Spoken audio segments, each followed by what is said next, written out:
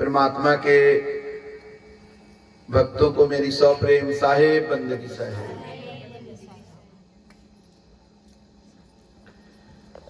बड़े सौभाग्य से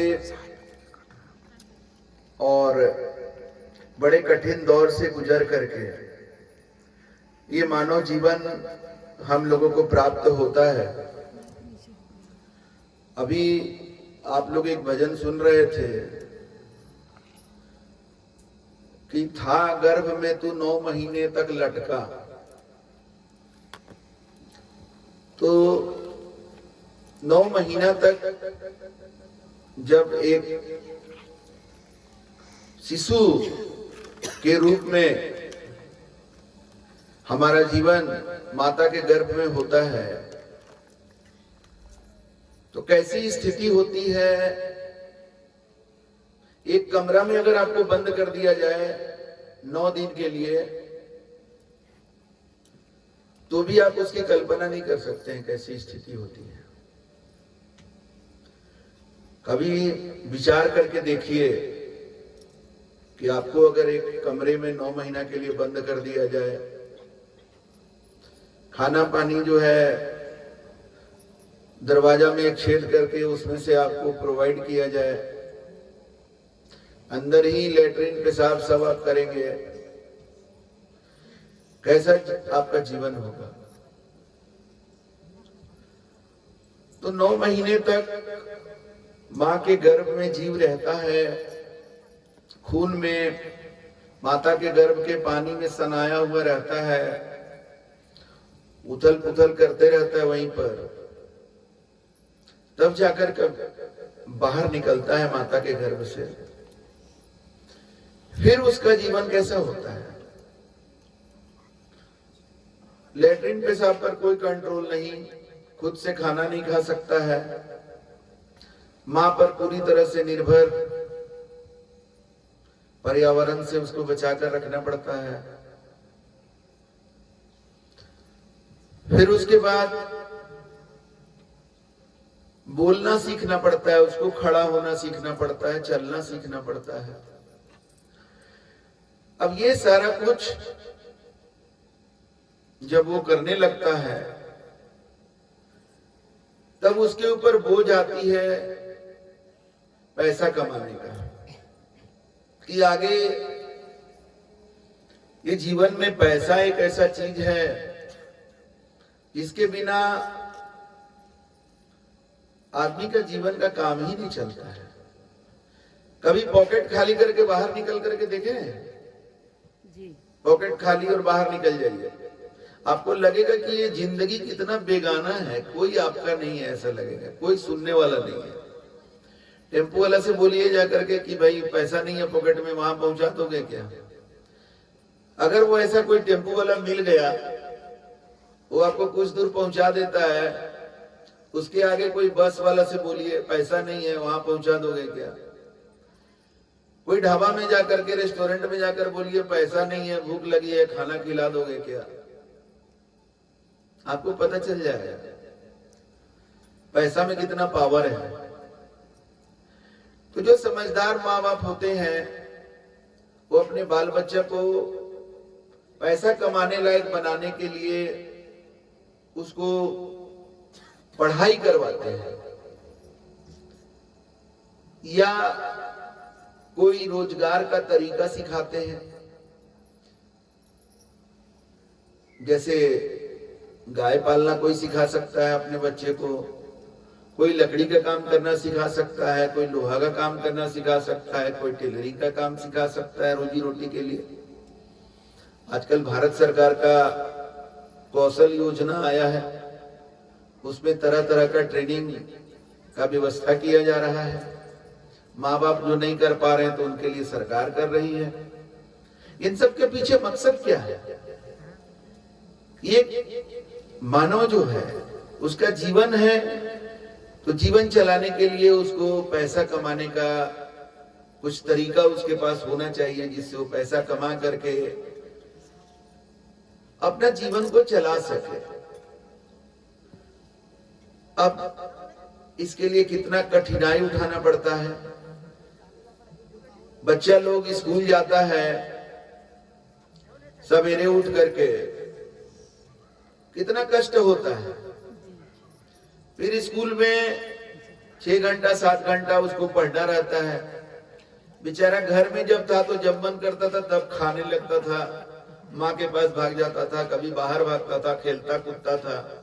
अब स्कूल में उसको बांध दिया, फिर क्लासरूम में बैठो, इतना देर बैठो, पूरा डिसिप्लिन। तो बच्चा लोग स्कूल जाना नहीं चाहता है और माँ बाप उसको जबरदस्ती स्कूल भेजना चाहता है। कितना तकलीफ है। हमें याद है कि हम छोटे थे तो जब स्कूल जाना सीख गए तब सोचते थे कि काश ऐसा स्कूल होता है जिसमें परीक्षा नहीं होता। अब परीक्षा आता है तब बच्चा लोग को टेंशन हो जाता है पूरा। अब पढ़ने वाला जो बच्चा है उसको तो टेंशन होता ही है परीक्षा का, जो नहीं पढ़ने वाला है उसको भी टेंशन होता है। अब एक मेरा पड़ोसी था, वो सब विषय में फेल करता था। तो परीक्षा के समय में वो आकर के हमको कहता था चलो खेलने, तो हम कहते थे कि नहीं अभी परीक्षा है, परीक्षा के बाद। तो परीक्षा के बाद जब हम खेलने जाते थे तो हम थोड़ा पढ़ने में अच्छे थे, थ्रू आउट फर्स्ट ही करते थे। स्कॉलरशिप स्कूल पीरियड से ही लेते रहे, कॉलेज तक स्कॉलरशिप लेते रहे। तो जब परीक्षा खत्म होता था तो हम बड़ी खुश होकर जाते थे खेलने के लिए। तो देखते थे कि वो भी बड़ी खुश है। तो हम बोले कि तुम क्यों खुश हो रहे हो इतना, तुम तो पहले भी नहीं पढ़ रहे थे। तो कहता था कि पढ़ते नहीं थे तो क्या हुआ, हेडेक तो रहता ही था ना। माँ बाप तो बोलते ही रहते कि परीक्षा है पढ़ो, परीक्षा है पढ़ो। अब माँ बाप भी नहीं बोलेंगे कि परीक्षा है पढ़ो, परीक्षा खत्म हो गया। तो एक जीव को कितने दौर से गुजरना पड़ता है। फिर पैसा कमाने के लिए जब जीवन में उतरता है, वो कोई नौकरी करता है, कोई बिजनेस करता है, तो नौकरी में कितना तकलीफ है। आज हमारा नीरज जो है वो नौकरी मिलने वाला है तो बहुत खुश है। लेकिन जब नौकरी करने लगेगा तो उसको नौकरी से बहुत सारा दुख मिलेगा। लेकिन आज उसको ये सब चीज बताने का जरूरी नहीं है, फिर वो तैयारी करने में उसको मन नहीं लगेगा। अब नौकरी में एक बॉस नाम का जीव जंतु होता है। आप कुछ भी करिएगा तो उसमें गलती निकाल करके आपको कुछ भी बोल देता है। अब उसका सामना, वैसा जीव जंतु जो है ना आपको कहीं नहीं मिलेगा।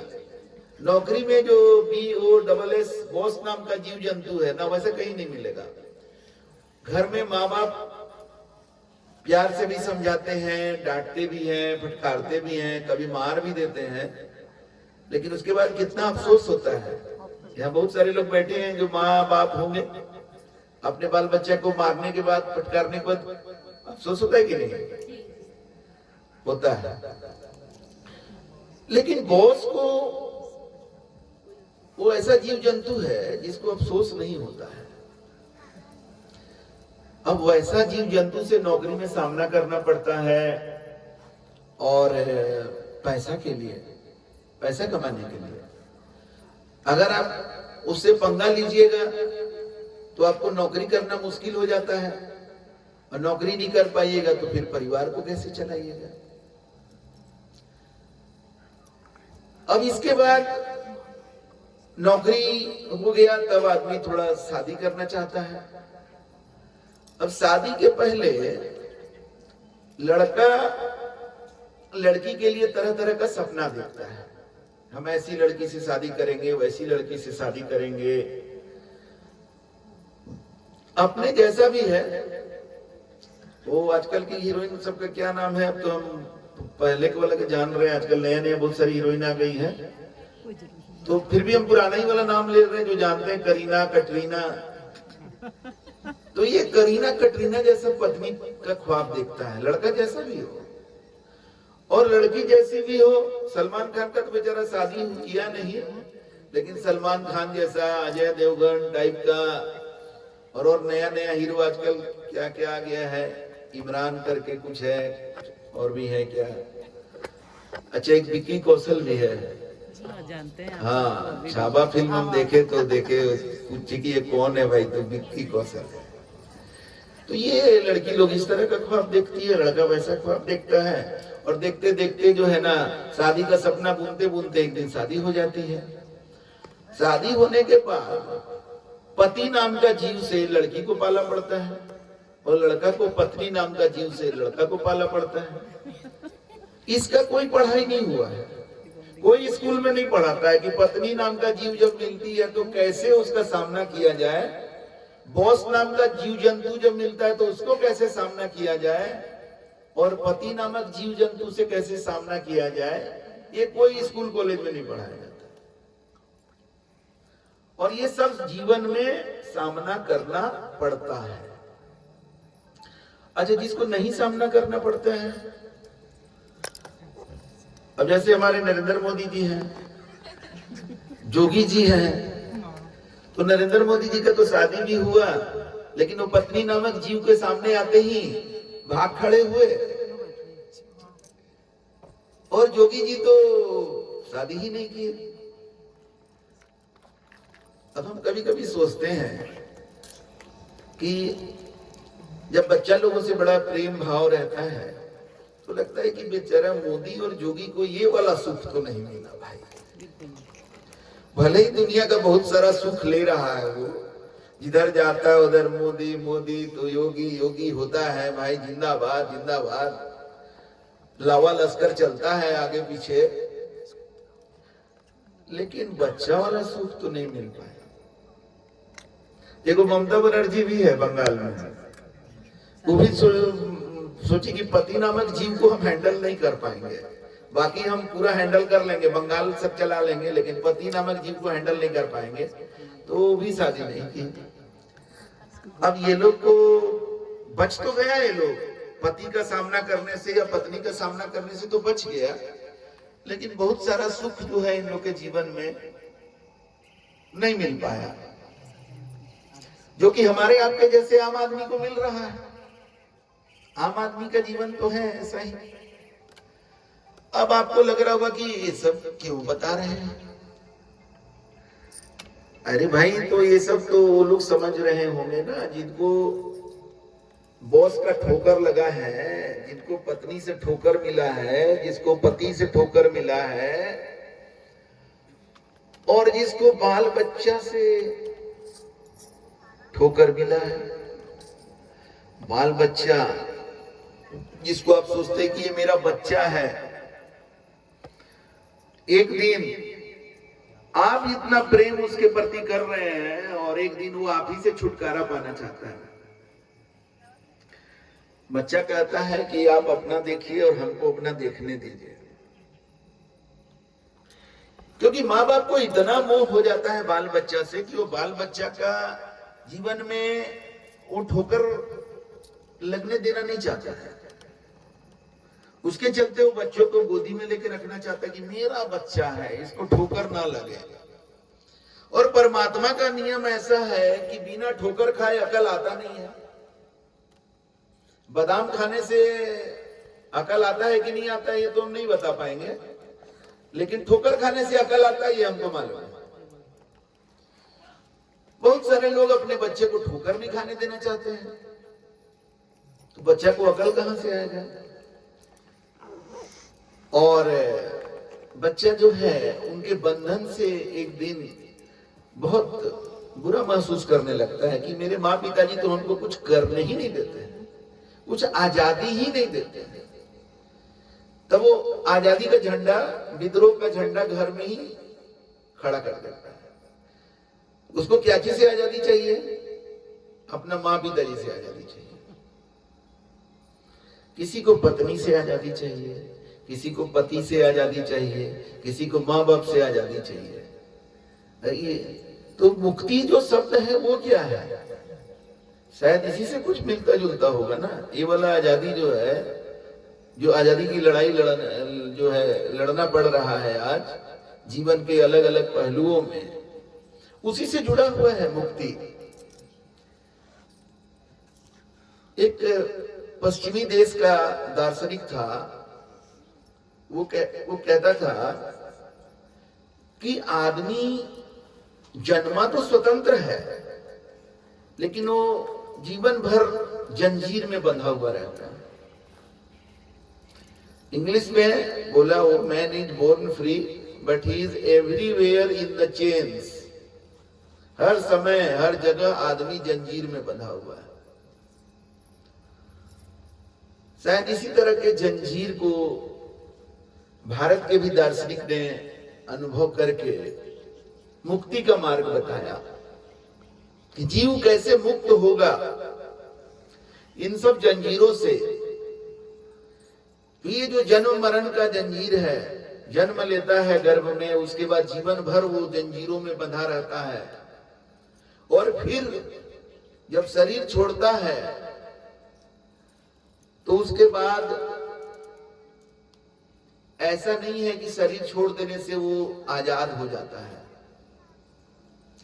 शरीर छोड़ने के बाद आत्मा, ये भगवत गीता का बात बता रहे हैं, भगवान कृष्ण ने भगवत गीता में इस बात को बताया है कि शरीर मरता है, आत्मा नहीं मरती है। तलवार से भी आप काटना चाहेंगे, आत्मा को काट नहीं सकते हैं। आग से जलाना चाहेंगे, आत्मा को जला नहीं सकते हैं। आत्मा को क्यों नहीं मारा जा सकता है? शरीर मरता है, आत्मा क्यों नहीं मरती है? क्योंकि आत्मा जन्म ही नहीं लेती है। जो जन्म लेगा वो मरेगा जरूर, याद रखिएगा। ये सब सृष्टि का नियम है, ब्रह्मांड का ये नियम है कि जो जन्म लेगा वो जरूर मरेगा। जिसकी उत्पत्ति होगी उसका एक दिन अंत जरूर होगा। जिसका निर्माण होगा उसका एक दिन विनाश जरूर हो जाएगा, एकदम तय है। इसको कोई काट ही नहीं सकता। तो आत्मा मरती नहीं है, इसका मतलब आत्मा जन्म ही नहीं लेती है। जन्म कौन लेता है? शरीर जन्म लेता है और आत्मा उसमें प्रवेश करती है ना। जैसे गृह प्रवेश हम लोग कराते हैं ना, तो घर आप बनाते हैं ना, और घर में आप प्रवेश करते हैं। आप अपने को नहीं बनाए हैं, है ना। उसी तरह से आत्मा शरीर में प्रवेश करती है, जन्म नहीं लेती है, जन्म शरीर लेता है।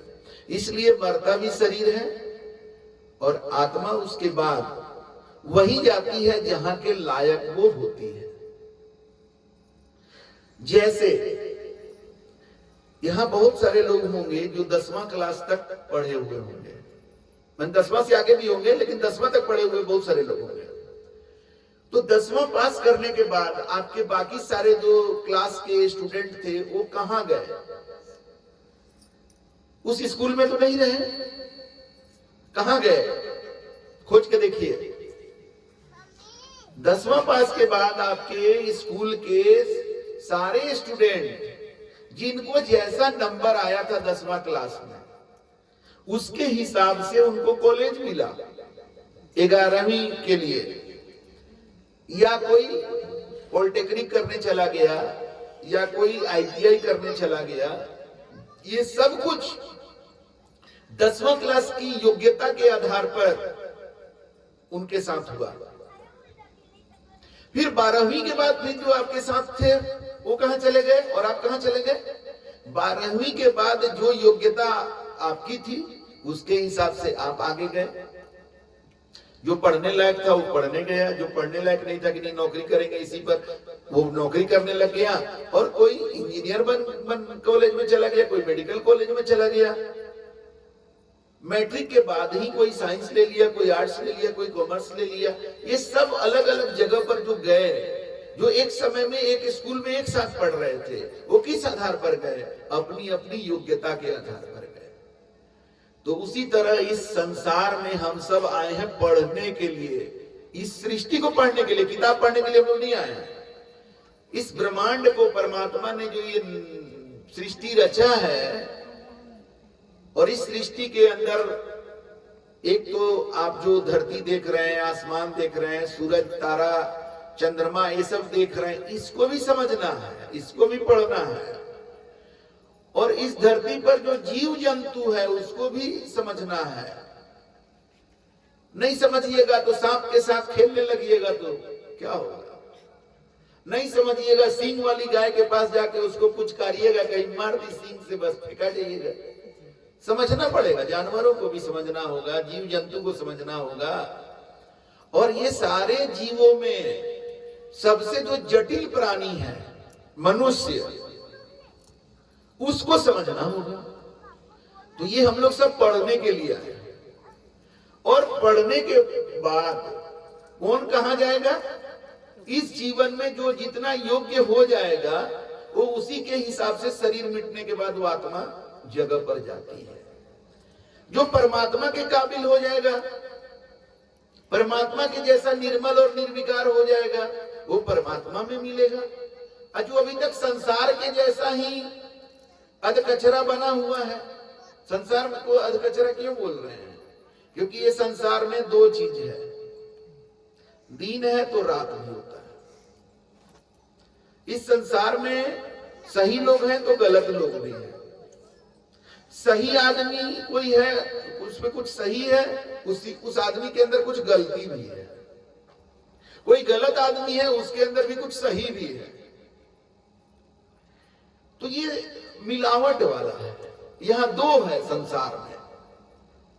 इस दो से हमें फाइनली एक में, जो एक से हम लोग आए हैं, एक परमात्मा से हम लोग सब आए हैं, एक परमात्मा का हम लोग सब अंश हैं। और यहां आकर के दो हो गए, जैसे एक नारी और एक पुरुष, एक ही परमात्मा ने दोनों को बनाया है, दो अलग अलग रूप को रचा है उन्होंने। फिर एक नारी या एक पुरुष को लेकर के देखिए तो उसके अंदर गलत और सही दोनों मिल जाएगा। और इसका परिणाम क्या है कि हर आदमी के जीवन में आपको दुख और सुख दोनों मिलेगा। तो यहां कोई बैठा हुआ है जो अपने जीवन में दुख चाहता है, जानना चाहता है कि हमको और दुख कैसे मिलेगा? कोई नहीं चाहता है। हर कोई चाहता है कि हमको जीवन में सुख मिले, आनंद मिले, शांति मिले, जीवन मेरा अच्छा हो, ये सब कोई चाहता है। तो हम लोग ये जो दो चीज हमारे जीवन में, गलती और सही, दुख और सुख, हम इसमें पसंद करते हैं सुख को, आनंद को, शांति को, सही को। ऐसा भी कोई है जो जिसको झूठा आदमी पसंद है? हमारा तो जीवन में अनुभव है कि झूठा आदमी भी बोलता है कि देखो भाई हमको झूठा पसंद नहीं है। वो खुद झूठा है लेकिन कहता है कि हमको झूठ पसंद नहीं है। क्योंकि झूठा को झूठा मिल जाएगा तो फिर वो क्या करेगा? दोनों झूठा मिल करके। झूठा आदमी भी सच्चा आदमी को खोजता है, क्योंकि झूठा का तो बात का कोई भरोसा ही नहीं है ना। तो ऐसा आदमी को कौन खोजता है?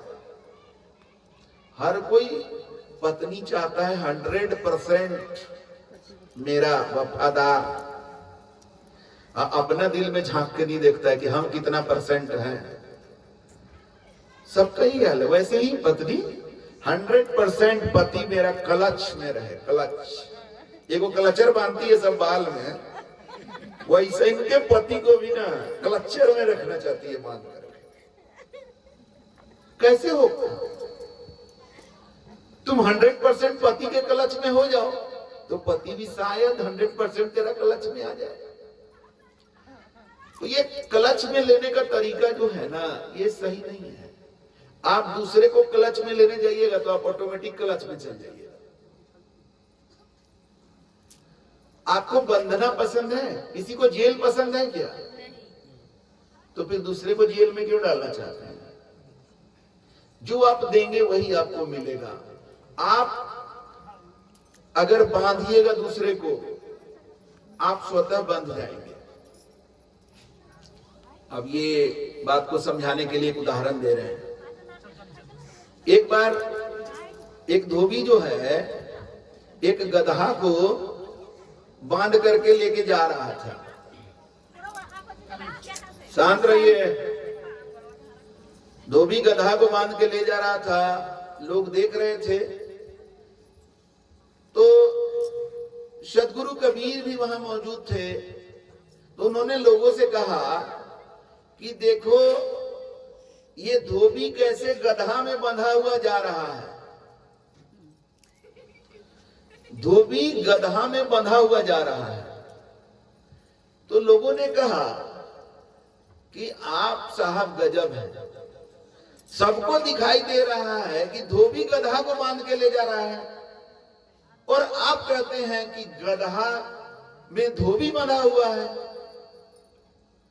आपका बात इसीलिए लोग बोलता है कि कबीर दास की उल्टी वाणी, आप उल्टा ही बोलते हैं। इतने में परमात्मा की ऐसी कृपा हुई कि धोबी के हाथ से रस्सी छूट गया, और रस्सी छूटते ही गधा कहां जाना चाहेगा, आजाद होना चाहेगा। अब गधा भागना शुरू कर दिया और धोबी उसके पीछे पीछे दौड़ रहा है। तब साहब ने कहा कि देखो कौन बंधा हुआ है, धोबी गधा से बंधा हुआ है, तब ना गधा भाग रहा है तो उसके पीछे पीछे भाग रहा है। गधा तो आजाद होना चाहता है। ये बड़ी सूक्ष्म बात है। आप किसी को बांधेंगे ना, आप स्वतः बंध जाएंगे, आप उसी के फेरा में फिर रहना पड़ेगा।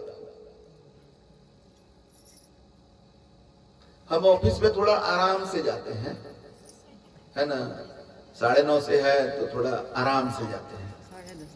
तो एक बार मेरे ही समकक्ष एक पदाधिकारी हैं, वो हमसे बोले कि आपके अंडर में जो असिस्टेंट है ना, वो डेली लेट से आता है, आप उसको कंट्रोल क्यों नहीं करते हैं? तो बोले हम क्यों कंट्रोल करें जब हम ही लेट से आते हैं।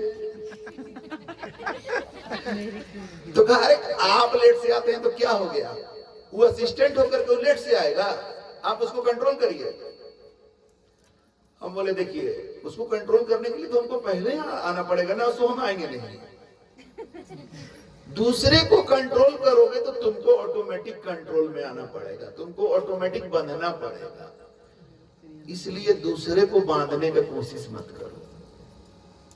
तुम स्वतंत्र होना चाहते हो तो उसका एक ही तरीका है कि तुम दूसरे को स्वतंत्र करो। एक बहुत अच्छा कोटेशन है कि तुम जिससे प्रेम करते हो उसको आजाद कर दो। दो ही चीज होगा, या तो उड़ करके चला जाएगा तुम्हारे पास से जिसका कि तुम्हें डर है, या तो रह जाएगा तुम्हारे ही पास। दो ही चीज होगा, तीसरा चीज तो नहीं हो सकता है ना कमल जी।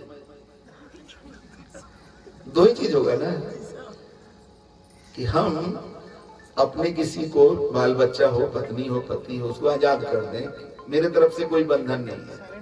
तो क्या होगा, या तो भाग जाएगा, मेरे से दूर चला जाएगा, फ्री हो गया तो, और नहीं तो मेरे पास ही रहेगा। तो कहता है कि तुम जिससे प्रेम करते हो ना उसको आजाद कर दो।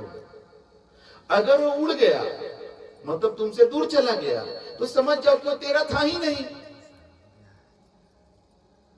और अगर वो रह गया तो तेरा चीज तेरे पास है। कितना सिंपल फॉर्मूला है। ये जीवन का रहस्य बहुत सिंपल है, लेकिन सही गुरु मिले तब ना। आजकल तो ऐसे ऐसे मार्गदर्शन करने वाले लोग हैं, और क्या कहें, चेला भी वैसा ही है, गुरु भी वैसा ही है। मेरे जैसा गुरु को ज्यादा पसंद नहीं करते लोग। लोगों को गुरु चाहिए थोड़ा हाई फाई, ताकि कॉलर ऊंचा करके बोलेगा मेरा गुरु जी ऐसन है वैसन है, टीवी पर आते हैं, यूट्यूब में उनका 1 मिलियन व्यू है, इतना फॉलोअर है। उसको ये नहीं पता है कि वो व्यू बढ़ाने के लिए वो क्या क्या कर्म कुकर्म करता है, और वो बड़ा बड़ा आश्रम बनाने के लिए कितना कर्म कुकर्म करना पड़ रहा है, इसका पता नहीं है। केवल जलवा चाहता है, बड़ा बड़ा आश्रम और बड़ा बड़ा भीड़। अभी देखिए गांव में सत्संग हो रहे, इतने ही लोग हैं क्या गांव में? नहीं। लेकिन जहां सत्य की बातें होती हैं वहां उतना आनंद नहीं आता है लोगों को। अब यहीं पर एक कथा शुरू हो जाए, अब हमको तो गाना गाने भी उतना नहीं आता है। आजकल अधिकतर जितना पॉपुलर कथावाचक सब है, देखिएगा गाना भी बहुत अच्छा गाता है। पब्लिक को कैसे मनोरंजन करना है उसका पूरा व्यवस्था है। तो जैसे सिनेमा का स्टार अपना मनोरंजन करता है फिल्म के माध्यम से, तो उसको चाहने वाले बहुत सारे हैं मनोरंजन के लिए, वैसा ही बाबा सब हो गया है, मनोरंजन कार्यक्रम चल रहा है। और पैसे वाले बहुत सारे लोग ऐसे हैं ना, जिनको पैसा से सब कुछ तो खरीद ले रहे हैं, थोड़ा शांति नहीं मिलता है, तो सोचते हैं कि कोई ऐसा कार्यक्रम में जाते जहां हमको चोट भी मारा जाता है। मीठा मीठा बात, हनुमान कथा, राम कथा, ये कथा, वो कथा, सुना सुनाया घिसा पीटा जो बात है, तो सुनते चले आ रहे हो इतना समझे, फिर एक बार सुन लो कथा, बस अच्छा लगा अच्छा लगा, और वही लोग चढ़ावा चढ़ाते रहते हैं। तो चेला भी ऐसा ही है, उसका कोई खोज नहीं है कि कोई ऐसे गुरु मिले जो हमें मार्ग बतावे मंजिल तक पहुंचने का, उसका कोई मंजिल भी नहीं है। उसको लग रहा है कि हम सब कुछ पा लिए हैं, और नहीं तो उसका मंजिल क्या है। आम आदमी बहुतों का क्या मंजिल रहता है, किसी का है नौकरी मिल जाता, किसी का है प्रोमोशन हो जाता, किसी का है बेटा हो जाता, किसी को संतान नहीं हो रहा तो कोई संतान चलेगा, बेटा बेटी कुछ भी चलेगा, हो जाता ऐसे करके। अब ये सब मन्नत लेकर के ये बाबा वो बाबा वो बाबा, कोई एक जगह जाता है ऐसा बात मत सोचिएगा। वही भीड़ मोदी जी के रैली में भी वो जा रहा है, और तेजस्वी यादव के रैली में भी जा रहा है, हेमंत सोरेन के रैली में भी जा रहा है। ये रैलीबाज कुछ लोग होते हैं, वैसे ही है। ये बाबा वो बाबा, कोई बाबा चलेगा, कहीं भी जाओ भीड़ बढ़ाते रहो और अपना मन्नत मांगते रहो, कहीं से तो पूरा हो जाएगा। उसको कोई मतलब नहीं है कि कहां से पूरा हुआ हो रहा है जानने का, बस कहीं से पूरा हो जाए। एक वर्ग ये वाला है, और एक वर्ग है जिसको बस थोड़ा टाइम पास हो जाता अच्छा से, कुछ कथा सुन लेते, कुछ भजन सुन लेते, तो इसीलिए वैसे वैसे लोग हैं। लेकिन जिसके जीवन में सत्य की खोज है, वो ऐसे गुरु के शरण में जाता है जिसके वाणी से चोट लगे तो लगे, लेकिन जीवन जग जाए। साचा शब्द कबीर का सुनकर लागे आग, अज्ञानी तो जल मरे, ज्ञानी जाए जाग। तो गुरु का जो सच्चे गुरु होते हैं, उनका शब्द कभी कभी इतना कठोर होता है कि आदमी को गुस्सा आ जाता है, लेकिन वो अज्ञानता है। अगर हम इस बात को समझ सकें कि गुरु हमारे भले के लिए बोल रहे हैं, हमें सुधारने के लिए बोल रहे हैं, और जो बोल रहे हैं वो तो सही बात बोल रहे हैं, तो उसे कभी खराब नहीं लगेगा। जैसे हमारे गुरुदेव पहली बार जब हमको ट्रेन में मिले, तो पहली बार में ही ट्रेन में, उस समय हम करीब 23 वर्ष के रहे होंगे, ग्रेजुएशन फाइनल ईयर में थे, हम ट्रेन में सफर कर रहे थे, और पहली बार में ही वो बोले, जब जान गए कि हम मांस मछली खाते थे उस समय, तो बोले कि बेटा जानते हो इस दुनिया में 4 तरह के सुअर जो हैं पाए जाते हैं। पहला सुअर वो है भाई, जाके मुर्गी नाम धराई, जो घर आंगन की करे सफाई। बात समझ रहे हैं ना आप लोग? पहला सुअर कौन है? दूसरा सुअर वो है भाई जो खेत टाण की करे सफाई, जाका नाम सुअरिया धराई। उसका सही में नाम सुअर ही है, और वो सुअर का काम भी करता है। खेत खलिहान में जहाँ लेटरिन वगैरह करते हैं लोग, आजकल तो ये बंद हो गया है ना, क्या ये गांव हो गया क्या? 100% शौचालय वाला गांव हुआ? ये हो गया? सूरज कह रहा है कि हो गया है, उसका गांव का इज्जत का सवाल है। चलो मान लेते हैं, इसीलिए सुअर भी कम हो गया होगा इधर। तो दूसरा सुअर वो है, और तीसरा सुअर वो है भाई जो पानी की करे सफाई, जाका नाम मछलियां धराई। और चौथा सुअर वो है भाई जो इन तीनों की करे सफाई। उसका नाम क्या धराई भाई। तो हम तो समझ गए ये बाबा सामने सामने में हमको सुअर बोल रहे हैं, एकदम आमने सामने का भेंट में हमको सुअर बोल रहे हैं। हमने क्या कर रही है, लेकिन तुरंत मेरे दिल में आया कि बात तो सही बोल रहे हैं। आज आदमी मुर्गा का सफाई कर दे रहा है, मछली का सफाई कर दे रहा है, कोई गाय का सफाई कर रहा है, कोई सुअर का सफाई कर रहा है, कोई बकरा का सफाई कर दे रहा है। ये सब बने हैं सफाई करने के लिए। और गाय तो यहां तक कि तो माता का दर्जा दिया गया है, उसको भी नहीं छोड़ते हैं। तो बात तो सही बोल रहे हैं। ऐसा मेरे दिल पर लगा, ऐसा लगा कि उस दिन जो मांस मछली खाना छोड़े, आज तक उधर ताकने का भी मन नहीं करता है। ये होता है ज्ञान, इसको कहते हैं। साचा शब्द कबीर का सुनकर लागे आग, अज्ञानी तो जल मरे। अगर हम अज्ञानी होते तो हम गुस्सा हो जाते हैं, हम भाग जाते उनके पास से, ये कैसा बाबा है, हमको सबको सुअर बोल दिया। लेकिन मेरे अंदर परमात्मा की दया से कुछ ज्ञान बचा हुआ होगा, तो हम तुरंत समझ गए कि बात तो लेकिन ठीक बोल रहे हैं, और हमने तुरंत त्याग दिया। इसीलिए तो बोल रहे थे कि ऐसा बात बोल दें कि अब एकदम छोड़ ही दे, तो हम छोड़ ही दें। तो जीवन किसका अच्छा हुआ? मेरा हुआ ना अच्छा।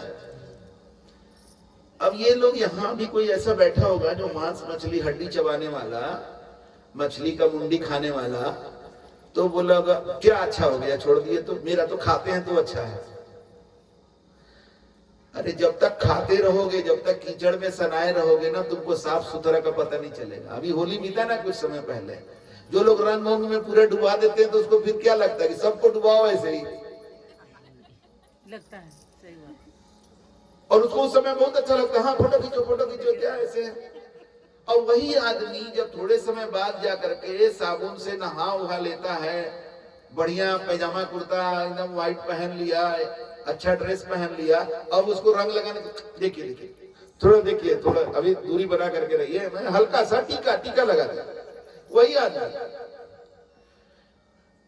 तो हम बता दें आप लोगों को कि जो लोग भी मांस मछली खाते हैं, जब छोड़ दीजिएगा ना, उसका 6 महीना के बाद तब आपको पता चलेगा कि आप क्या कर रहे थे, कितना गलत काम कर रहे थे, कितना गंदा चीज आप खा रहे थे। जब आप शुद्ध हो जाइएगा, पवित्र हो जाइएगा, तब आपको पता चलेगा। अभी पता नहीं चल रहा है, क्योंकि अभी तो आप उसको खाने का चीज मान के बैठे हैं ना, जीव हत्या करके खा रहे हैं। बताइए, अपना भोजन के लिए आप जीव का हत्या कर रहे हैं, और आप कौन है? आप भी एक जीव है। जैसे आपका शरीर हाड़ मांस के बना हुआ है, खून बना हुआ है, वैसे ही उसका भी शरीर बना हुआ है। आपको जैसे चाकू मारा जाएगा तो बाप करने लगिएगा, वैसे ही वो बेचारा मुर्गा को भी जब गर्दन में चाकू लगता है, बकरा का गर्दन में लगता है, तो वो भी अपना बाप को बुलाता है, माँ को बुलाता है, लेकिन आपको समझ में नहीं आता है। मछली को जब जाल में आदमी अपना बुद्धि से फंसा देता है, धोखा दे करके, मछली बेचारी जल की रानी पानी में तैर रही है, आदमी धोखेबाज चालाक उसमें जाल बिछा करके बैठ गया है, अब मछली बेचारी गई, फंस गई। अरे ये क्या हुआ? उसको तो पता ही नहीं चला कि ये क्या हो गया। तब जो है जाल को खींच के बाहर ले आता है। उस समय भी मछली छटपटाती है कि किसी तरह से निकल जाए, लेकिन फंस गई बेचारी। उस समय वो भी तड़पती है, छटपटाती है, और तब जो है उसको पीट करके मार दिया जाता है और उसका भोजन पका लिया जाता है। खाना खाने के लिए आपके पास कमी है क्या? अनाज है, इतना बढ़िया बढ़िया दूध का आइटम बनता है, खाइए ना भाई। देखिए आज हम लोग सवेरे से आए हैं, एक से एक भोजन हम लोग को मिला। अरे दाल इतना बढ़िया बना था कि हमको तो दाल और चावल ही खा करके मन आनंदित हो रहा था। तो रीना जी आके बताई कि घर का दाल है, मतलब अपने खेत का दाल है, तभी बोले कि इतना स्वादिष्ट लग रहा है। फिर सब्जी आलू परवल का खाए, बहुत मस्त बना था। उसके बाद और क्या था, भुजिया था, भुजिया था, भिंडी का पापड़ था, चटनी था। बहुत आनंद, इतना खा लिए। तब ये लोग बताया कि आलू चॉप और जिलेबी भी मिलेगा। हम बोले वो कौन पेट में खाएंगे, तो चल गए बाथरूम। चलो कुछ खाली करेंगे तब न भरेंगे फिर। तब फिर आलू चॉप खाए, जिलेबी खाए। कोई तड़पता हुआ उसमें थोड़ी है आत्मा किसी का। जिलेबी बना तो बेसन थोड़ी रोया, चना थोड़ी रोया, आलू चॉप बना तो आलू थोड़ी रोया। अब बताइए, आदमी मर जाता है तो उसको छूता है तो कहता है कि मुर्दा को छुए हैं, छुटका लग गया। नहाता है और मरा हुआ जानवर को घर में ले आता है। मरा हुआ आदमी को जो घर बनाया है वो मर जाता है, उसको भी बाहर कर देता है। अब मरा हुआ जानवर को घर में ले आता है। मरा हुआ का जगह स्मशान घाट में है, लेकिन मरा हुआ जानवर को जगह कहां दे रहा है? अपने शरीर में। तो इस शरीर को स्मशान घाट बना दिया और तब भगवान को खोजता है। कहां मिलेंगे भगवान? फलाना मंदिर में। तो मंदिर में जाता है, फिर भी नहीं मिलते हैं भगवान। भगवान तो उससे बच के रहना चाहते हैं कि अच्छा बेटा तेरा सब हम हिसाब किताब करेंगे ना, अभी खा रहा ना मुर्गा, तुम मेरा जीव का हत्या कर रहे हो ना। अरे हमारे बाल बच्चे को कोई सताएगा तो हम उसको छोड़ेंगे? जी आप सोचिए, सब कोई अपने अपने बाल बच्चे के बारे में, तो आपका बाल बच्चा कोई सताएगा तो आप छोड़िएगा? तो हम लोग सब कोई परमात्मा के संतान हैं कि नहीं, इस पर विचार कर लीजिए। अगर परमात्मा के संतान नहीं है तो कौन हमको बनाया, कहां से हम लोग आ गए? तो आप एक तो मुर्गा बना के हमको दिखा दीजिए, एक बकरा बना करके दिखा दीजिए, एक मछली बना के दिखा दीजिए, तो हम मान लेंगे आपको। लेकिन आप कुछ भी बना नहीं सकते हैं, क्योंकि ये सब परमात्मा का बनाया हुआ है। तो परमात्मा के जीव को सता करके, परमात्मा का जीव का हत्या करके आप अगर चाहते हैं कि आपको परमात्मा मिलेंगे और परमात्मा आपसे खुश रहेंगे, ये नहीं हो सकता है।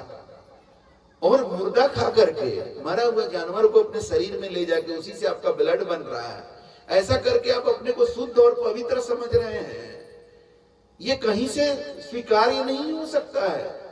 अपने दिल से भी पूछिएगा तो आपका दिल भी इसका जवाब दे देगा कि नहीं नहीं, ये सही नहीं है। हमारा शरीर मुर्दा का घर नहीं है। अरे मंदिर में तुम जाते हो, मंदिर क्यों बनाया गया?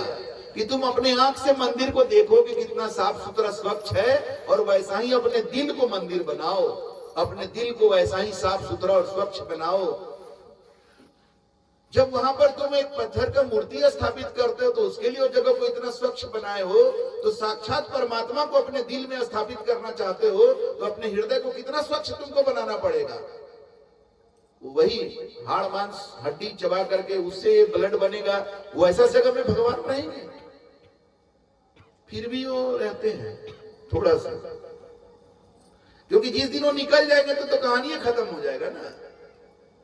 जैसे कोई बदबू वाला जगह से हम लोग जाते हैं तो प्राण थोड़ी त्याग देते हैं। बदबू आता है तो हम लोग क्या करते हैं? थोड़ा नाक बंद कर लिए, थोड़ा सांस बंद कर लिए, कैसे कैसे करके वो टाइम पार करते हैं। तो हम लोग अपने जीवन को इतना गंदा बना लेते हैं कि परमात्मा इसमें किसी तरह से टाइम बिताते हैं कि अच्छा थोड़ा टाइम दे के देखते हैं, शायद किसी साधु संत के गुरु के सत्संग में जाकर के सुधर जाए, कहीं मौका दे के देखते हैं। और जो साधु संत और गुरु से भी नहीं सुधरते हैं, तब वहां से एक दिन परमात्मा निकल जाते हैं कि जाओ, तुमको तो पूरा मौका दिए सुधरने का, सुधरा ही नहीं। तो उसकी सजा क्या मिलती है? जिसको वो खाए हैं अब वो उसको खाएगा। अब जो मुर्गा बना था, बकरी बना था, मछली बना था, वो सब अपना सजा काट करके मानव जीवन में आता है, और जो मानव जीवन में आकर के उन लोग का भक्षण किया है, और वो उस योनि में जाएगा और उसको भी उसी तरह से खाया जाएगा। तब उसको समझ में आएगा कि क्या होता है खाना, जीव हत्या क्या होता है, वो उसको तब समझ में आ जाएगा। तो बताइए, अहिंसा परमो धर्म, ये उपनिषद में लिखा हुआ है। जैसा हमको याद आ रहा है कठोपनिषद में लिखा हुआ है, अहिंसा परमो धर्म।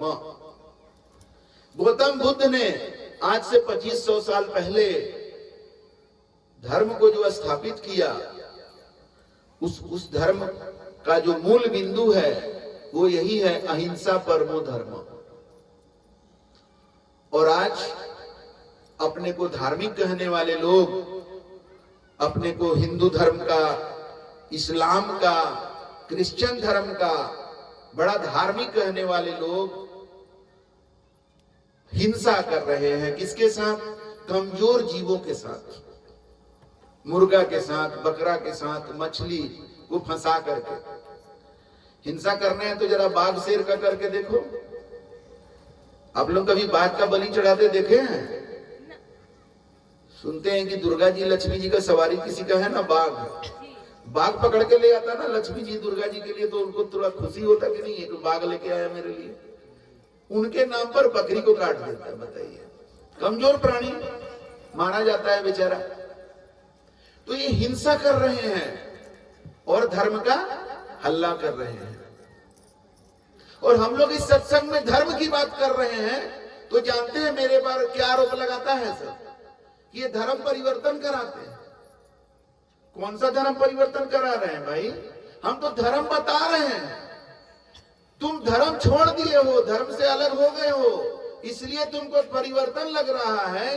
तो परिवर्तन तो हम करा रहे हैं, लेकिन धर्म परिवर्तन नहीं कराते हैं, अधर्म से धर्म पर लाने का काम करते हैं। परिवर्तन है, धार्मिक परिवर्तन है। एक जो धर्म से हटा हुआ है उसको धर्म के रास्ते पर लाने का काम करते हैं। इसके बाद धर्म के बारे में क्या बताया गया है? अधर्म है क्या? अभी जो बता रहे थे ना कि दुख तो कोई नहीं चाहता, सब कोई सुख और आनंद चाहता है। तो महापुरुषों ने युगों युगों से अपने जीवन का अनुभव करके धर्म का रास्ता बनाया है, जिस पर चल करके जीव सुख, शांति और आनंद को प्राप्त करे। और जो आजादी की बात कह रहे थे ना, मुक्ति जिसको अध्यात्म में कहते हैं, मुक्ति को प्राप्त करे, इसके लिए धर्म बनाया गया है। लेकिन धर्म को हम जानते ही नहीं है। हम लोग धर्म माने समझते हैं हिंदू, मुसलमान, सिख, ईसाई। तो ये बाबा क्या है? हिंदू है कि मुसलमान है? क्या है बाबा? अब बाबा का, अरे जो बता रहे हैं वही तो मेरा धर्म है। अहिंसा परमो धर्म, मेरा धर्म अहिंसा है। इसके बाद धर्म के बारे में क्या बताया गया है? उपनिषद का तो बता दिए, रामचरितमानस में धर्म के बारे में क्या बताया गया है? धर्म न दूसर सत्य समाना, अगम निगम पुराण बखाना। सत्य के समान कोई दूसरा धर्म नहीं है, ये रामचरितमानस में दिया हुआ है। और ये अगम निगम और पुराण सब ये बखान करते हैं। तो हम तो बता रहे हैं कि धर्म क्या है? तो सत्य है। धर्म क्या है? तो अहिंसा है। और तुम हिंदू मुसलमान कर रहे हो और कहते हो कि धर्म परिवर्तन कराते हैं।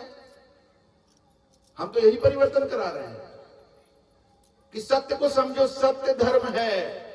ये रामचरितमानस में कहा गया है।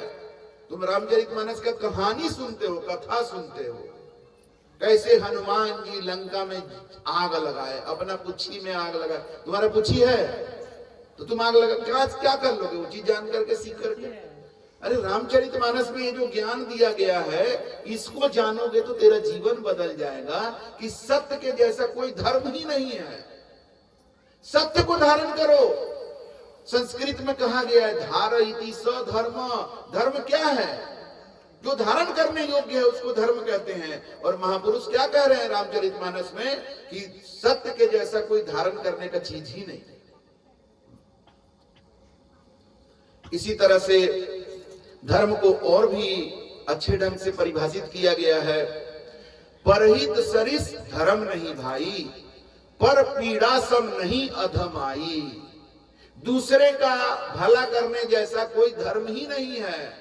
परहित सरिस धर्म नहीं भाई, और पर पीड़ा सम नहीं अधमाई। दूसरे को दुख देने जैसा कोई अधर्म नहीं है। अब बताओ, तुम मुर्गा खाते हो, बकरा खाते हो, मछली खाते हो, कितना दुख दे रहे हो, उसका हत्या करते हो, धर्म का काम कर रहे हो। और हम ये छोड़ने के लिए बात करते हैं तो कहता है कि वो धर्म परिवर्तन कराता है। हम धार्मिक परिवर्तन कराते हैं, अधर्म से धर्म के तरफ लाने का काम करते हैं। तो जो लोग भी, जहां तक भी हमारी आवाज जा रही है, अपने दिल से पूछिए, हमारे प्रति कोई दुर्भावना मत रखिए। हम ये सब चीज, भाई सत्संग में तो जो हिंसा को तो बढ़ावा नहीं ना देंगे, हम तो अहिंसा को बढ़ावा देने के लिए आए हैं ना। हम दूसरे को सताने को तो बढ़ावा नहीं ना देंगे, हम तो दूसरे का परोपकार का बात बताएंगे ना। हम झूठ को बढ़ावा देने की बात तो नहीं करेंगे ना, हम तो सत्य को बढ़ावा देने की बात करेंगे ना। तो ये सब बात से चिढ़ने की जरूरत नहीं है, गुस्साने की जरूरत नहीं है। अपने दिल से पूछ लो कि तुमको सच्चा आदमी पसंद है कि झूठा। तो सच्चा पसंद है तो तुम पहले सच्चा आदमी बन जाओ। आजकल लोग कहेंगे ना, अरे सब झूठा है, कोई से सच्चा नहीं है, सब ऐसे ही है। तो तुम बन जाओ ना, तुम सच्चा बन जाओ, तुमको कौन रोका है? सब खराब है, तुम अच्छा बन जाओ, कौन रोक रहा है तुमको? तो दिल पर अपना हाथ रख करके पूछिए कि क्या आपके पास भोजन का कमी है? दूध से एक आइटम बनता है। पनीर चिली खाइए, बढ़िया पनीर चिली बनाने आता है तो खाइए, कितना मजा आएगा। हम तो पनीर चिली बढ़िया बनता है, हमारे एक जयप्रकाश जी शिष्य है, वो मेरे मन लायक पनीर चिली बनाते हैं। बड़ा बड़ा पनीर का टुकड़ा हमको पसंद नहीं है, छोटा छोटा, इतना छोटा छोटा पनीर का इतना छोटा छोटा टुकड़ा करवाते हैं और खूब मिर्चा उसमें डलवाते हैं और सॉस वॉस डाल के मस्त पनीर चिली बनता है। जब तो हम 6-7 ठो पराठा खा जाते हैं। हम पनीर चिली के साथ पराठा खाते हैं। अरे एक से एक चीज है। मकई का जो बेबी कॉर्न होता है उससे कितना बढ़िया बन जाता है, एक से एक आइटम बनता है। खाओ ना भाई, कमी है क्या? परमात्मा ने दिया है ये सब चीज। इसमें किसी का खून नहीं है, इसमें किसी का हत्या नहीं है, किसी का तड़प नहीं है। 4 वेद 6 शास्त्र में बात लिखा है, दोए सुख देते सुख होता है, दुख देते दुख होए। वेद शास्त्र की बातें करते हो कि हमको ऋग वेद याद है, फलाना को वो वेद याद है। अरे हमको कोई वेद याद नहीं है, लेकिन गुरु के कृपा से 4 वेद और 6 शास्त्र का निचोड़ हमको मालूम है, जो आपको हम 1 मिनट में बता दें। हो गया, और क्या ज्ञान चाहिए दुनिया भर का? पोथी पढ़ी पढ़ी जगमुआ पंडित भयानक हुए, पढ़ते रहोगे वेद पुराण, उससे ज्ञानी नहीं हो सकते हो। महापुरुषों ने बता दिया है कि वेद पुराण का निचोड़ क्या है।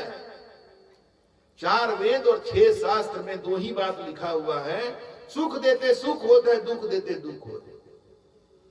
अब यही हम लोग चर्चा कर रहे हैं ना। कोई दुख नहीं चाहता, सब सुख चाहता है, लेकिन दूसरे को जब समय आता है तो दुख देता है। तो दुख दोगे तो तुमको दुख मिलेगा, कोई उपाय नहीं है। तुम जीवन में सुख चाहते हो तो तुमको दूसरे को सुख देना पड़ेगा। इसीलिए बोला गया है, परहित सरिस धर्म नहीं भाई।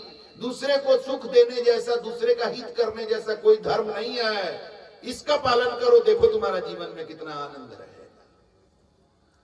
तो हर समय तो लगे हुए मैं और मेरा, बस मैं, मेरा परिवार, मेरा बच्चा, मैं। तो क्या तुम करोगे? धर्म? अरे ये धर्म का शुरुआत है। कहते हैं charity begins from the home. घर से शुरुआत किया जाता है कि जो अपने बाल बच्चे का नहीं हुआ, दूसरे का क्या होगा? तो बाल बच्चे का तो करना है, लेकिन उतना ही भर दुनिया बना लिए हो, बाकी सब तुम्हारे लिए कोई मतलब ही नहीं रखता है। तो ये कुआं का मेढक वाला जिंदगी सही नहीं है। अरे खुद के लिए जिए तो क्या जिए? तुम जियो है दिल जमाने के लिए, थोड़ा जमाने के लिए तो जी करके देखो। थोड़ा दूसरे के बच्चा से भी प्यार करके देखो, थोड़ा दूसरे के माता पिता से भी प्यार करके देखो, थोड़ा दूसरे जीवों से प्यार करके देखो। ये मुर्गा बकरा बकरी जो है, रखते तो हो, पालते तो हो, लेकिन नियत कैसा है तुम्हारा? कि थोड़ा बढ़िया से खाएगा, मोटाएगा, मांस ज्यादा निकलेगा। कितना गंदा नियत है। देखने को तो लग रहा है बकरी पालन कर रहा है। हम तो कितना बार बोले हैं कि ये सरकार जो कहती है कि हम मुर्गी पालन करवा रहे हैं, मछली पालन करवा रहे हैं, बकरी पालन करवा रहे हैं, इसको पालन कहते हैं क्या? कि तुम किसी को खिलाओ पिलाओ और एक दिन काट दो, यही पालन है? उसका नाम रखो मत्स्य हत्या केंद्र, मुर्गी हत्या केंद्र, बकरा हत्या केंद्र नाम रखो, बकरी हत्या केंद्र नाम रखो। तुम क्या बकरी पालन नाम रखते हो? गलत नाम है वो सर। तो इस तरह से हमें इन चीजों को समझना पड़ेगा। इसका पढ़ाई कोई स्कूल कॉलेज में नहीं होने वाला है। इंजीनियरिंग कर लो, मेडिकल कर लो, कॉलेज लॉ का डिग्री ले लो, बड़ा बड़ा डिग्री ले लो, लेकिन ये सब नहीं ज्ञान है तो तेरा खान पान ही सही नहीं है तो तुम्हारा जीवन क्या सही होगा? और तुम दूसरे को दुख दोगे तो तुमको कभी सुख नहीं मिलेगा। तुम अपने को कितना भी ज्ञानी समझ लो, हम तो कहते हैं कि ज्ञानी हो तो फिर दुखी नहीं होना चाहिए। ज्ञानी के जीवन में क्लेश नहीं होना चाहिए, ज्ञानी के जीवन में द्वंद्व नहीं होना चाहिए। लेकिन आज देखते हैं कि सब कोई ज्ञानी बन जा रहा है, ज्ञान दे रहा है, लेकिन जीवन में दुख भी है, क्लेश भी है, द्वंद्व भी है, क्योंकि उसका राज पता नहीं है ना। तो कौन सा ज्ञान है? IIT से इंजीनियरिंग कर लिया तो बहुत ज्ञानी हो गया, मेडिकल का डिग्री ले लिया, डॉक्टर बन गया तो बहुत ज्ञानी हो गया। क्या? अरे तुम उसका ज्ञान मिला, तुमको रोग का ज्ञान हुआ, तुमको इंजीनियरिंग का ज्ञान हुआ, लेकिन ये जीवन का ज्ञान थोड़ी मिलने वाला है वहां से। जीवन का ज्ञान सत्संग से मिलेगा। इसीलिए रामचरितमानस में लिखा हुआ है, बिनु सत्संग विवेक न होई और प्रभु कृपा बिन सुलभ न सोही। बिना सत्संग के विवेक नहीं होगा, और विवेक नहीं होगा तो आपको सही और गलत में फर्क समझ में ही नहीं आएगा। अंधा के जैसा गलत काम करोगे और सही समझ के करोगे, और सही काम करने कहा जाएगा तो डरोगे, कहीं हमसे गलती, हम गलत नहीं करना चाहते हैं। सही काम में डरोगे और गलत काम को अपना लोगे अंधा की तरह, और गलत काम करोगे, क्योंकि विवेक सोया हुआ है। विवेक जगता है सत्संग से। तो अपने विवेक को थोड़ा जगने दीजिए, उसको बोलने दीजिए थोड़ा। वो आपको थोड़ा भला बुरा बोलेगा कि भाई कहा है तुम मांस मछली खाते हो, छोड़ दो। अरे अब तो छोड़ दो, इतना कुछ बोल दिया गया, अब छोड़ दो, मान जाओ। अब कुछ लोग मिलते हैं जो मांस मछली नहीं खाते हैं, पहले से वहां तक पहुंचे हुए हैं, तो कहते हैं, बातचीत होती है तो कहते हैं कि मेरा तो सब ठीक है, खाली खैनी थोड़ा खाते हैं, या थोड़ा गुटखा ले लेते हैं, या दारू पी लेते हैं, तो कोई गलती है क्या? अपना खैनी खाते हैं तो क्या गलती है बताइए? अरे भाई, खैनी के बारे में सुनते हैं कि क्या क्या चीज से बना है, उसमें खैनी का पत्ता तो रहता है, गुटखा में बहुत सारा चीज ऐसा डाला हुआ है जो आदमी के लिए वो बड़ा घृणा वाला चीज है, फिर भी आदमी गुटखा खाता है। और खैनी जो है वो ब्रेन को नुकसान करता है, तो कहता है कि टॉनिक है ब्रेन का, बुद्धिवर्धक चूर्ण बोलता है उसको, इससे बुद्धि बढ़ता है। और जो बेच रहा है वो लिखा हुआ है tobacco is injurious to health. अब जो व्यक्ति अपना शरीर को नुकसान करने वाला चीज खुद ही ले रहा है, उसका कौन क्या भला करेगा बताइए? जिस डाल पर बैठा है कालिदास की तरह, वही डाल पर कुल्हाड़ी चला रहा है, उसको भगवान क्या कृपा करेंगे बताइए ना? भगवान भी बोल रहे होंगे कि जब तुम खुद अपना नाश करने के लिए तैयार हो तो हम क्या करें बताओ? नशा का मतलब होता है नाश करने वाला। हर नशा का अलग अलग टाइप है नाश करने का। खैनी का स्टाइल अलग है, वो स्लो पॉइजन है। गुटखा उसी का थोड़ा और बड़ा भाई है। सिगरेट है, सब आपका सांस से जुड़ा हुआ बीमारी बहुत पैदा करता है। लंग्स में इतना कचरा भर देता है कि एक समय के बाद सांस लेना मुश्किल हो जाता है। दारू है, वो लीवर को, किडनी को, इस सब को डैमेज करता है। और सबसे बड़ा नुकसान दारू का क्या है कि दारू पीकर आदमी अपने आप में नहीं रहता है। दारू है, गांजा है, ये सब पीने के बाद आदमी अपने आप में नहीं रहता है, तो फिर उसका गलती और सही को क्या कहा जाएगा? एक दारू पीकर कोई आदमी बहुत अच्छा बात भी कर सकता है, और आपके साथ मारपीट भी कर सकता है, गाली गलौज भी कर सकता है, कुछ भी कर सकता है, वो अपने आप में नहीं है।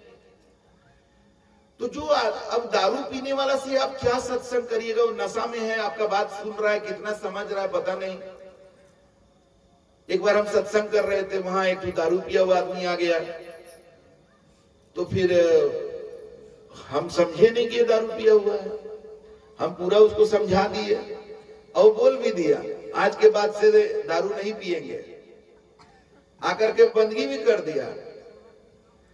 उसके बाद जो गया गायब हुआ, जहां हम सत्संग कर रहे थे वहां दूध देने आता था, तो उसके बाद क्या दूध देना बंद कर दिया क्या?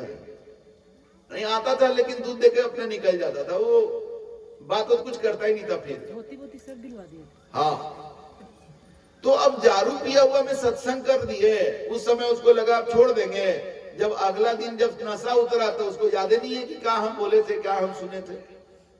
तो दारू पीने वालों का भाई कोई ठिकाना नहीं रहता है कि वो आपका तब पूजा कर देंगे और तब दरिया देंगे आपको, और फिर अगला दिन बोलेंगे हम गाली दिए थे आपको क्या? ना ना ना, हम आपको ऐसा नहीं कर सकते हैं, हमको तो कुछ याद नहीं आ रहा है, वो तो कुछ याद ही नहीं आएगा, क्या करिएगा बताइए ऐसे लोगों का। ऐसा लोग भगवान का पूजा अगर करेंगे तो भगवान को क्या लगता होगा, पता नहीं दारू पी के कर रहा है, नशा उतरेगा तब क्या करेगा, ऐसा उसको लगेगा कि नहीं लगेगा। भगवान भी बेचारे ये हो जाते होंगे कि ये ओरिजिनल भक्त है कि दारू के चलते अभी भक्ति कर रहा है। सब कोई तो ओरिजिनल माल खोजता है ना भाई, तो भगवान भी तो ओरिजिनल भक्त खोज रहे हैं ना। तो यहाँ क्या है कि हो रहा है कि भाई भक्त ओरिजिनल है कि अभी दारू में हमको प्यार कर रहा है, दारू पी के प्यार कर रहा है। अब बहुत सारे लोग ऐसा दारू पीते हैं कि दारू पी के घर जाके पत्नी को बड़ी प्यार करते हैं। ऐसा एक मेरा ऑफिस का आदमी था, अब हमको लगता था कि आदमी दारू पीता है, इसका दारू छुड़ाएंगे, तो हम एक दिन उसके घर चले गए। हम उसके पत्नी को बोले कि आप इसका दारू काहे नहीं छुड़वाते हैं, आप ही इसको सह देते हैं क्या? तो कह रही है दरुआ पिए रहते हैं तो बड़ी अच्छा बात करते हैं। नहीं छुड़वाइए। अब दरुआ जब नहीं पिए रहते हैं तो हमको उतना प्यार नहीं करते हैं। अब उसको दारू वाला प्यार पसंद आ रहा है पति का, कि कम से कम दारू पी के तो प्यार करता है। आगे क्या हुआ? आगे ये हुआ, वो लड़का हमसे करीब 7-8 साल उम्र में छोटा था, सच्चा घटना बता रहे हैं। ऑफिस में हमारे काम करता था, 10 बजे ऑफिस आता था, दारू पी के ही आता था। और दारू पीते पीते उसका ऐसा हालत हो गया था कि बहुत कर्ज में डूब गया था, क्योंकि कितना पीजिएगा, और पैसा का स्थिति तो वैसा नहीं है। तो कर्ज एक तरफ बढ़ता जा रहा था उसका, दूसरे तरफ उसका हेल्थ जो है वो खराब होते जा रहा था। उसको लीवर का प्रॉब्लम इतना भयानक हुआ कि उसको बनारस ले जाया गया इलाज करने के लिए, लेकिन वो बच्चा नहीं, वो मर गया। अभी उसकी पत्नी हम लोग के कार्यालय में ही नौकरी कर रही है उसके जगह पर। अब बताइए, सरकारी नौकरी करने वाला का तो कम से कम पत्नी को नौकरी मिल गया, अगर वो सरकारी नौकरी नहीं कर रहा होता क्या हाल होता उसका बीवी बच्चा का। वो पत्नी को जो अच्छा लग रहा था कि दारू पी के कम से कम हमको डार्लिंग बोलता है, और दरुआ नहीं पिए रहता है तो हमको डाइन बोलता है, तो दरुआ पी के डार्लिंग बोलता, वही ठीक है। तो लेकिन तो डार्लिंग बोलने वाला रहा नहीं, तो क्या फायदा है। तो ये नशा आदमी का नाश करता है। नशा को अपने जीवन में बिल्कुल मत आने दीजिए। हम एक आध बार दारू ट्राई किए थे, पैक बना करके हम सोचे कि काहे लोग पीता है, थोड़ा हम ये दुनिया में आए तो जानने के लिए, जानना चाहिए। तो पैक लिए दारू का, यहां तक लाए, इतना गंदा स्मेल किया कि हम बोले कि लोग पैसा लगा करके ऐसा चीज क्यों पीते हैं। हटा दिए, एक बार हटाए वो जीवन के लिए, हट गया, खत्म कहानी। वैसे ही हम सिगरेट भी एक बार लिए, उसको यहां तक लाए, ओठ में लगाए, ओठ में लगाते के साथ इतना खांसने लगे, हटाओ हटाओ हटाओ, खत्म करो। तब हम पान खाना शुरू किए। अपना पान खाने से ओठ लाल हो जाता है, तो हमको बहुत अच्छा लगता था, तो पान खाने लगे। तो हमारे कॉलेज में एक ऐसा लड़का था जो इतना बड़ा दारूबाज था कि सवेरे उठ के वो दारू पी लेता था, दिन भर खैनी गुटखा पान सब मैंने परिपूर्ण था एकदम। उसका नाम क्या रखे थे दोस्त लोग? चिल्लम। जूनियर लोग क्या बोलते थे उसको? चिल्लम बॉस। उसका नाम हम बता दें आपको कि बहुत कम लोग जानता होगा, उसको चिल्लम से ही लोग जानते थे। तो वो चिल्लम, हम उनके जूनियर थे तो हम भी बोलते थे चिल्लम बॉस। तो एक दिन हम पान खा के एकदम मस्त आ रहे थे, अपना चबा चबा करके, थोड़ा उसका जो रस होता है ना वो निकालते रहते, थोड़ा कि ओठ में लगे लाल हो। तो हमको देख लिए चिल्लम बॉस। ए दीपक सुनो, इधर इधर आओ। हाँ वो बॉस, चलो तुम पान खा रहे हो?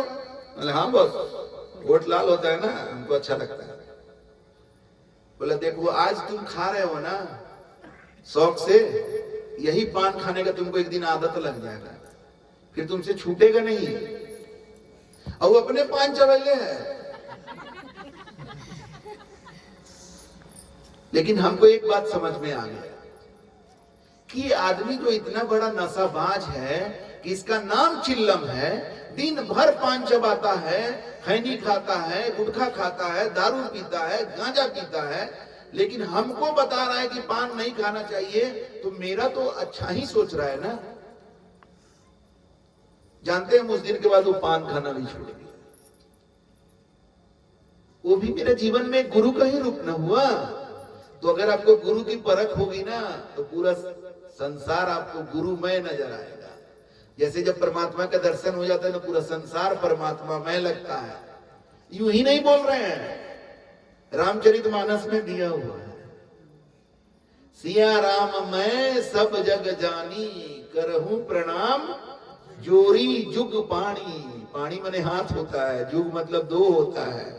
सिया राम मैं सब जग जानी, पूरा संसार हमें सिया राम मैं लगता है, और इस संसार को जो सिया राम मैं है इसको हम दोनों हाथ जोड़ के प्रणाम करते हैं। हम भी कर रहे हैं।